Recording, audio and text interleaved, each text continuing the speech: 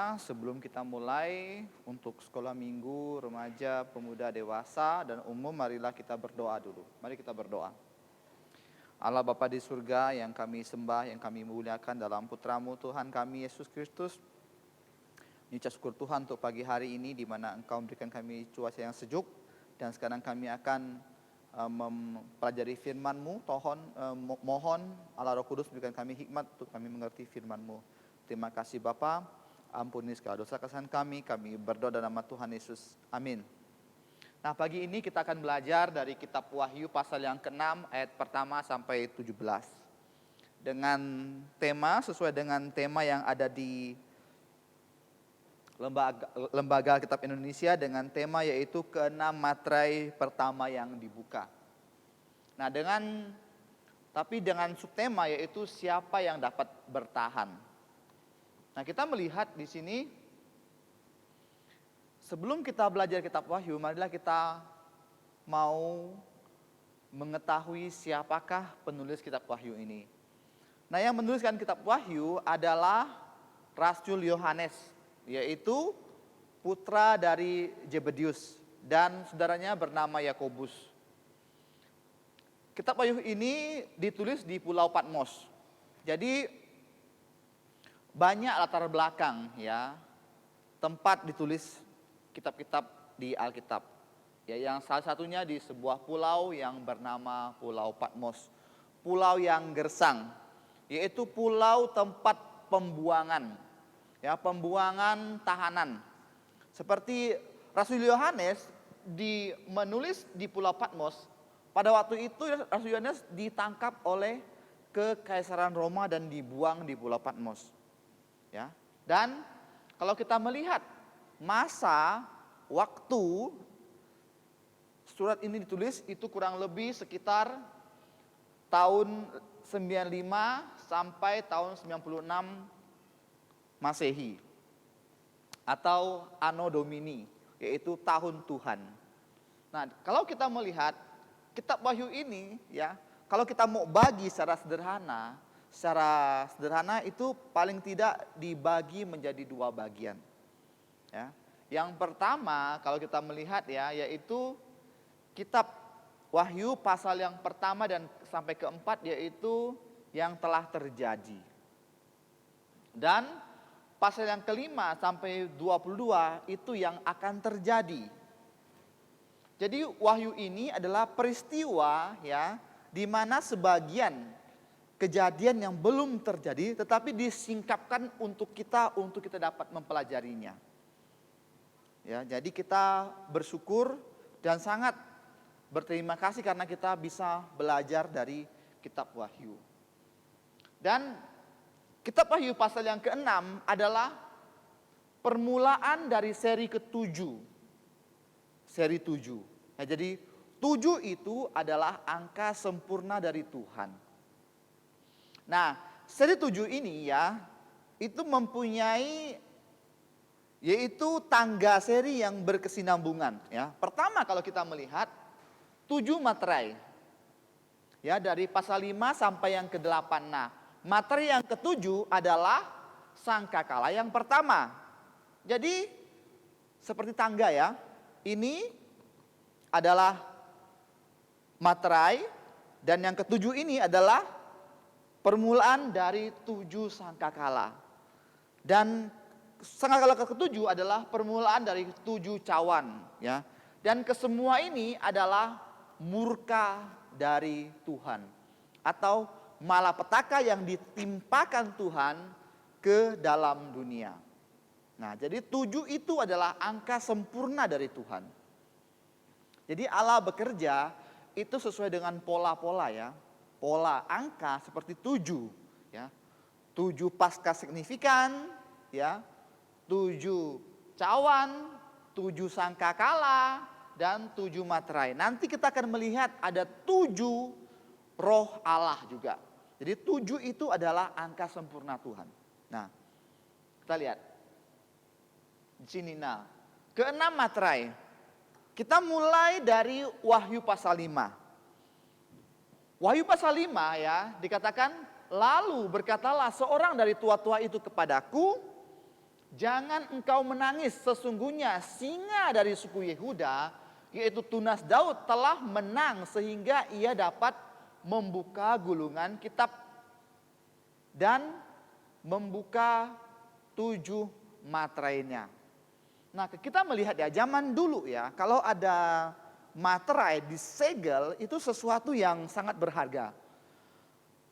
Seperti surat perjanjian atau surat perjanjian jual beli ya, itu ada materainya ya.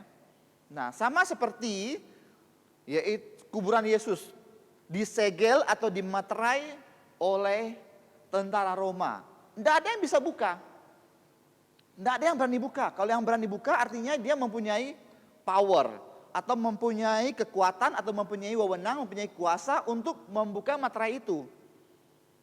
Tapi Allah mengirim malaikat, 2 malaikat untuk membuka materai itu. Pada waktu Yesus dikubur. Dan sekarang kalau kita lihat di kitab Wahyu, siapakah yang berhak atau siapakah yang layak untuk membuka kitab materai itu? Enggak ada. Enggak ada. Karena apa? Semua manusia berdosa. Hanya yang kudus yang dapat membuka materai itu. Nah, di sini kita akan belajar bahwa Yesus adalah singa dari suku Yehuda. Kenapa singa dari,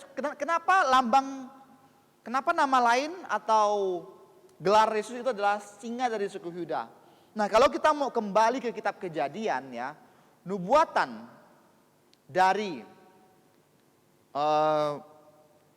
Yusuf ya tentang Yehuda, kita akan melihat ya bahwa Yehuda adalah suku di mana yang akan menurunkan Mesias. Nah, singa itu melambangkan raja. Apa? Raja. Dan Yesus adalah raja untuk orang Yahudi. Jadi singa dari suku Yehuda adalah gelar dari siapa? Tuhan Yesus. Dan tunas Daud.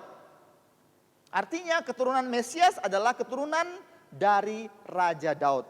Itu semakin jelas ya di Ulangan di 2 Raja-Raja pasal 7 ayat 13. Ya, semakin jelas ya. Jadi kalau kita melihat rentetan ya dari kitab Kejadian pasal yang ketiga sampai 15 sampai mengerucut kepada suku Yehuda dan mengerucut kepada tunas dari Daud dan mengerucut kalau kita melihat Injil Matius 1-23 itu sampai kepada keturunan dari Maria.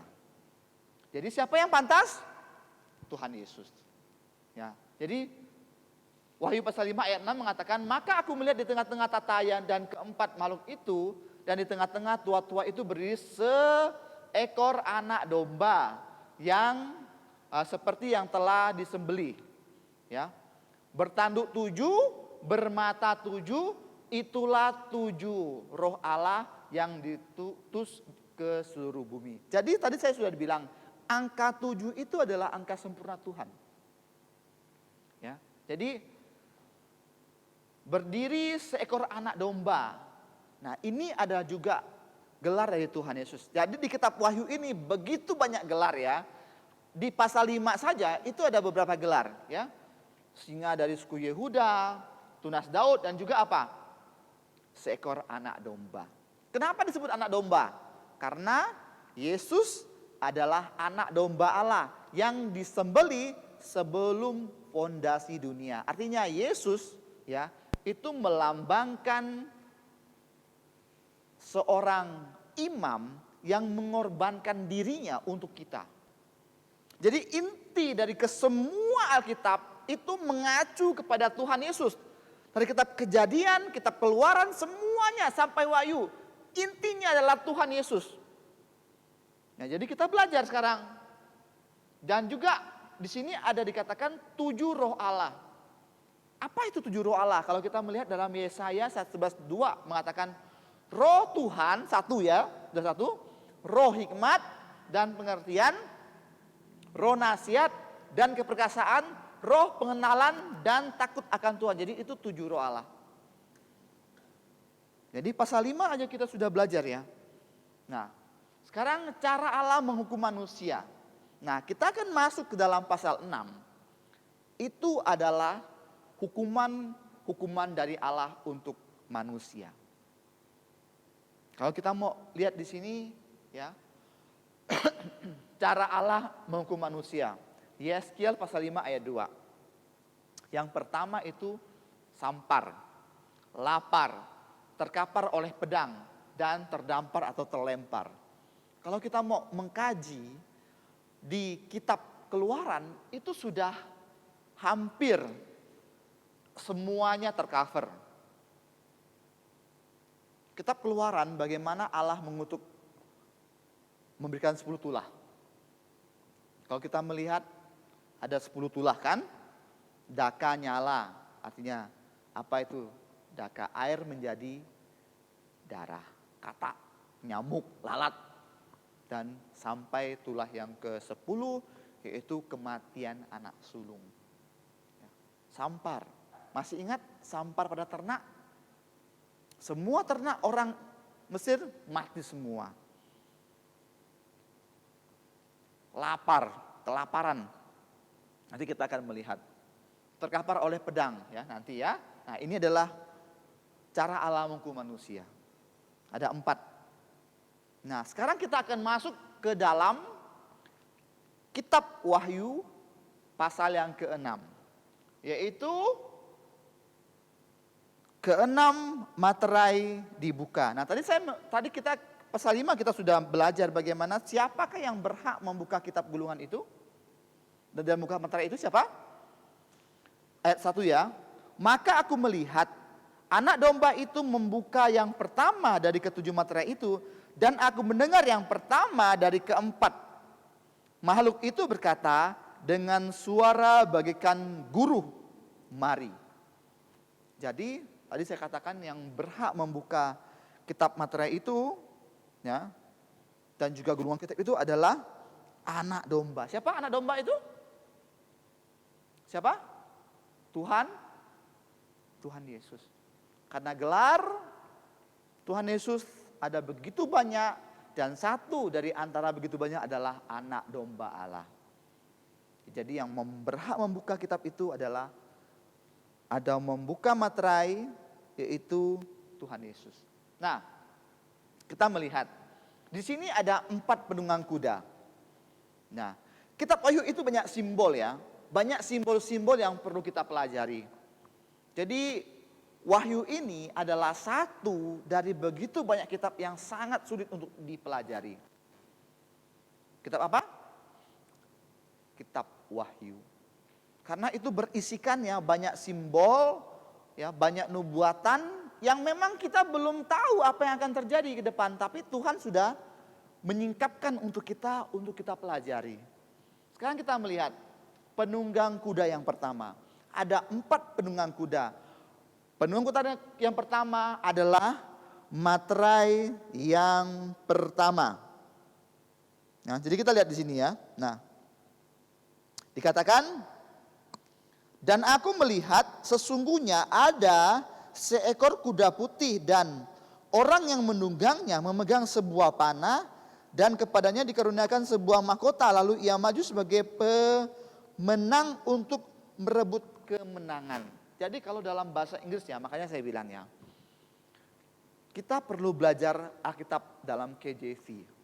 Karena apa? Kitab KJV adalah Alkitab, ya maaf, Alkitab KJV adalah Alkitab versi yang paling dekat dengan bahasa asli.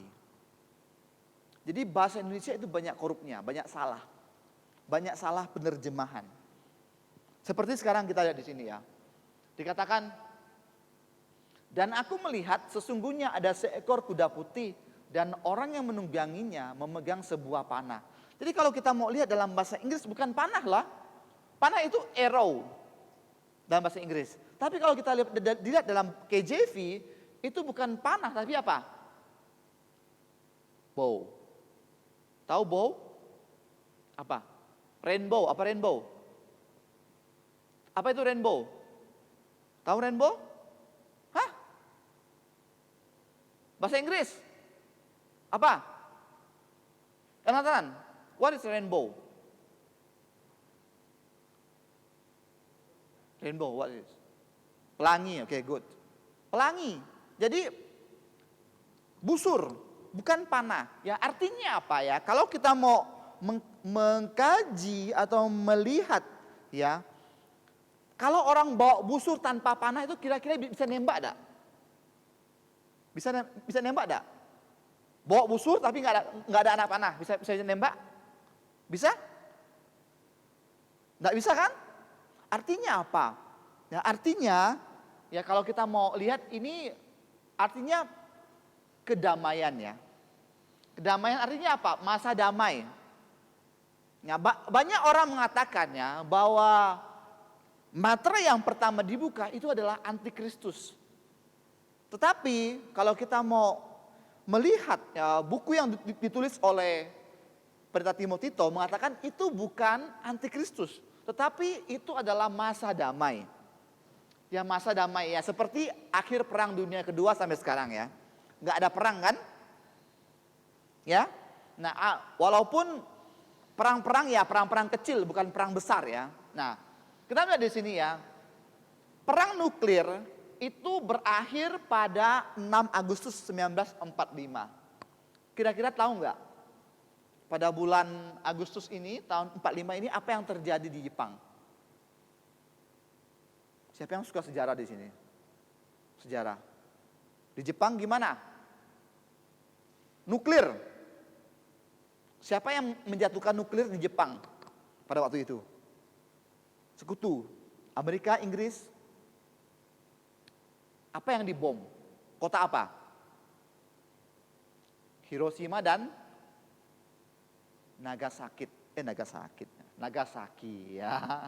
Ya, jadi ada lelucon mengatakan ya, Nagasaki dibom jadi Nagasaki. Nah, jadi ini cuma lelucon ya. Jadi kita lihat di sini ya.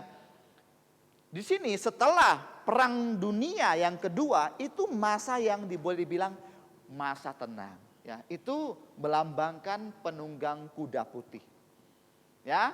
Jadi kita melihat. Nah, sekarang kita masuk ke dalam penunggang kuda yang kedua. Penunggang kuda merah. Kalau merah itu seperti apa sih lambang orang merah? Misalnya kalau emoji merah itu apa? Misalnya di handphone apa? Misalnya, apa tuh? Marah. Nah, kayak itulah. Kurang lebih gambarnya seperti itu. Nah, penunggang kuda merah, nah kita melihat ya. Dan majulah seekor kuda lain ya setelah itu ya. Seekor kuda merah padam ya. Nah, dan orang yang menungganginya dikaruniakan kuasa untuk mengambil damai sejahtera dari atas bumi sehingga mereka saling membunuh dan kepadanya dikaruniakan sebelah pedang yang besar. Artinya apa? Kedamaian itu ya ditarik. Artinya sebelum Yesus datang akan ada terjadi apa? Perang. Udah nggak ada damai. Memang bumi ini kayaknya damai ya, adem ayem. Tapi bukan. Sebenarnya bumi ini sedang menuju kehancuran. Karena apa? Kalau kita melihat ya, semakin perang itu ya, perang semakin dekat. Perang besar semakin dekat.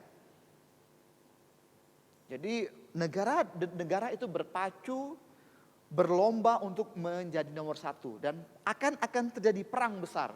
Karena apa? Dikatakan di sini mengambil damai sejahtera dari atas bumi. Artinya apa? Manusia saling berperang, kekacauan besar. Seperti yang dikatakan oleh Tuhan Yesus pada Matius pasal 24 ayat 6. Mengatakan, kamu akan mendengar deru perang atau kabar-kabar tentang perang. Namun berwas-waslah, jangan kamu gelisah. Sebab semuanya itu harus terjadi. Tetapi itu belum kesudahan. Artinya perang itu adalah start atau start point dari kesudahan dunia. Kalau dunia semuanya perang, mana ada damai. Jadi apa yang dikatakan Tuhan Yesus itu akan terjadi. Penunggang kuda hitam. Bencana kelaparan. Kalau kita melihat ya, kenapa bisa kelaparan sih? Karena apa? Dunia perang. Kalau perang kan lahannya kan hancur. Betul nggak? Sawah-sawah, orang mau keluar makan, orang mau keluar bertanam susah. Jadi kalau nggak ada bahan makanan gimana? Kelaparan.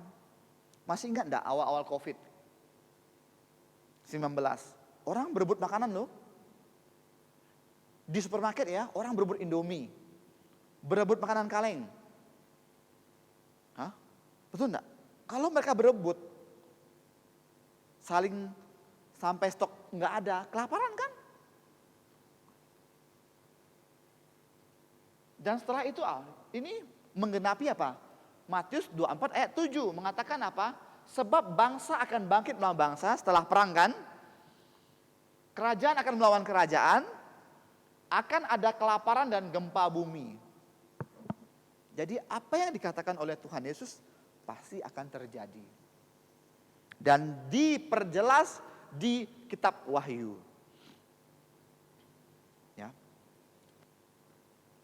Kelaparan itu sangat susah ya. Pernah kalau di daerah Afrika, kalau kita melihat orang lapar itu gimana? Sangat kasihan loh, tinggal tulang. Matanya banyak lalat menghinggapinya, dia nggak berdaya. Itu akan terjadi loh di kitab Wahyu. Akan terjadi, pasti terjadi.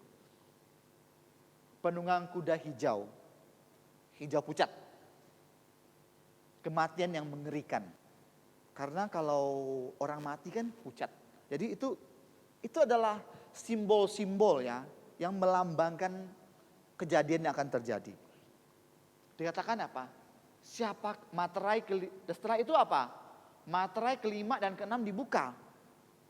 Siapakah yang dapat bertahan? Kalau kita mau baca terus ya di Wahyu pasal 6, kita akan melihat ya bahwa materai-materai dibuka akan terjadi begitu banyak bencana demi bencana. Tadi saya bilang apa? Sampar, lapar, terkapar oleh pedang, ya, terdampar. Nah, kalau kita mau baca di sini, tadi sudah. Kalau lapar, tadi penunggang kuda hitam.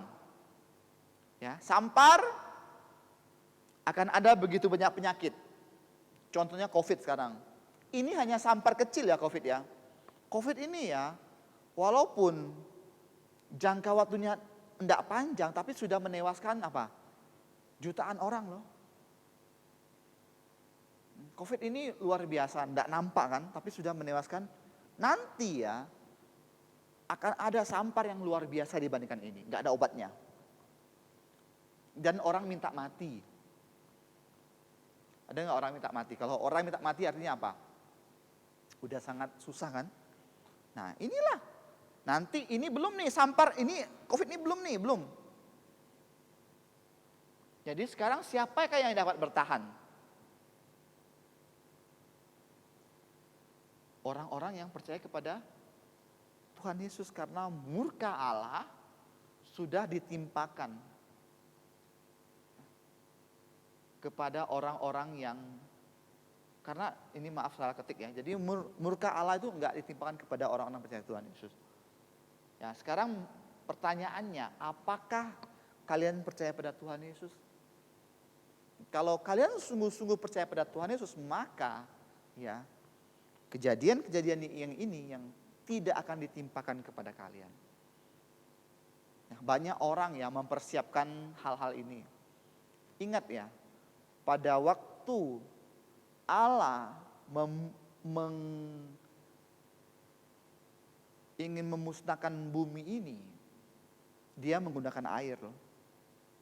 Masih ingat kejadian apa? Kejadian Nabi Nuh.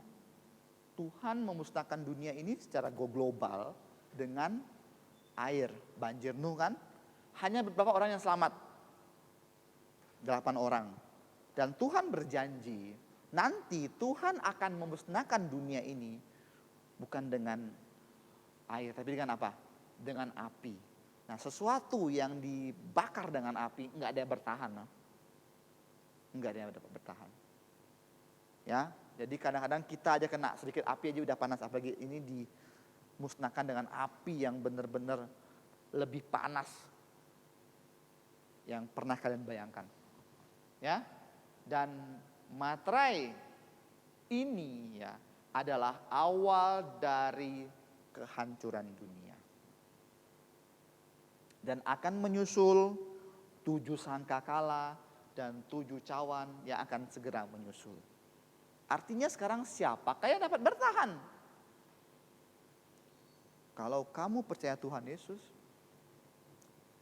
kamu tidak akan mengalami hal ini. Intinya apa?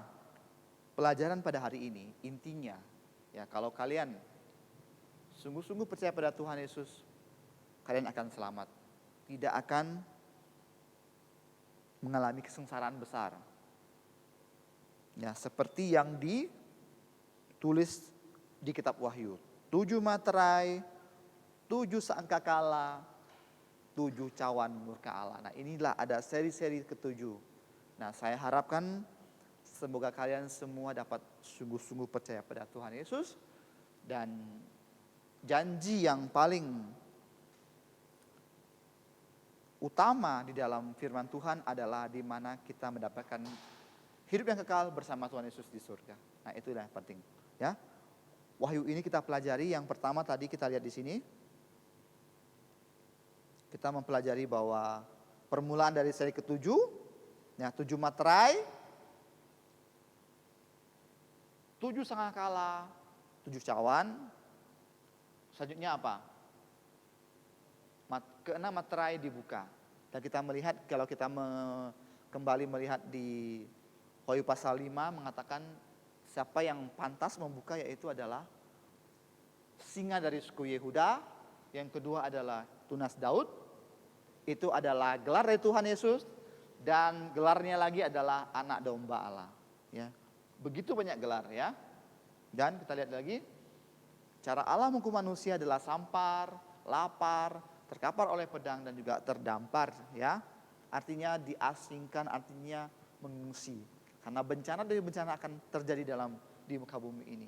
Nah, kalau kita melihat di sini peruang kuda putih, damai, sepertinya damai akan menyusul peruang kuda yang merah yang menyebabkan banyak orang mati karena perang, karena mati oleh pedang dan peperangan, ya. Dan begitu banyak, ya, kalau kita melihat di sini. Dan terjadi kekacauan pada waktu itu, ya. Dan sekarang penurunan kuda hitam apa? Kelaparan. Kelaparan yang luar biasa sehingga menyebabkan orang apa? Mati. Ya, ini juga sudah dinubuatkan oleh siapa? Oleh Tuhan Yesus. Di Matius pasal 24 tentang apa? Khotbah akhir zaman. Kita melihat di sini juga penunggang kuda hijau, pucat, artinya apa? Kematian yang begitu mengerikan. Ya, dan materai ke-5, materai ke-6 dibuka. Siapa yang dapat bertahan? Siapa yang dapat melewatinya? Orang yang percaya pada Tuhan Yesus. Dan kalau kita melihat nanti 7 sangkakala dan 7 cawan akan segera menyusul. Dan kita akan melihat begitu banyak kejadian-kejadian yang sangat mengerikan yang akan terjadi. Masalahnya, pertanyaannya, kalau kamu tidak mau kena, kamu harus percaya pada Tuhan Yesus. Mari kita berdoa. Bapa di surga, terima kasih Tuhan untuk pagi hari ini. Kami bersyukur sudah mempelajari secara singkat firman-Mu. Ya Tuhan, firman-Mu begitu kaya, begitu dalam, dan kami tidak dapat mempelajari semuanya. Dan kami menyerahkannya Tuhan agar kami dapat memahami secara garis besar saja. Dan kiranya kami sungguh-sungguh percaya pada Tuhan Yesus. Karena orang yang percaya tidak akan ditimpa oleh malapetaka demi malapetaka di kitab Wahyu ini. Terima kasih Tuhan, kiranya Engkau menolong. Dan kami menyerahkan waktu ini dalam tangan-Mu. Kami berdoa bersyukur nama Tuhan Yesus. Amin.